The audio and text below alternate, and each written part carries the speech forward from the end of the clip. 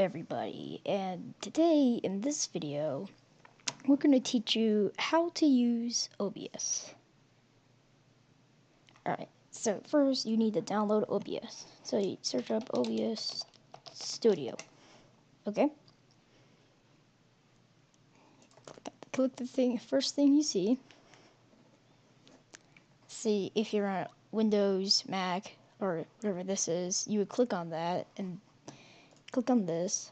Wait, I gotta cancel that because I already have it downloaded. So you download from there. Also, I would recommend to do this with Google Chrome because with Edge, it's very confusing, and I would just get Chrome for this. So when that's done, you open it, and it should open like this. I mean, clearly I done everything for this, but once you have it downloaded, it would not look like this. You need to go to scenes.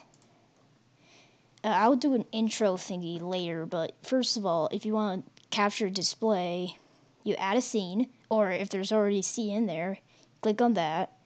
You go to sources, you want to go to add, and you might want to go to either display capture or game capture. Game capture lets you capture something specific. Okay. Also, if you do have a mic, it probably will automatically put it in there for you. And if you don't want a mic. Okay. Was that the basics? No. So you can go to settings and configure everything you need. Like this, like streaming, output, audio, video, hotkeys. These are important. There's advanced settings here you do. For if you want to put your friends with you, so you might want to go to output, recording. Okay. You want to go to recording, type standard recording path there, and then you want to put the recording format as MP4. That's the greatest one that I can find. And to record and to stream, you push this button.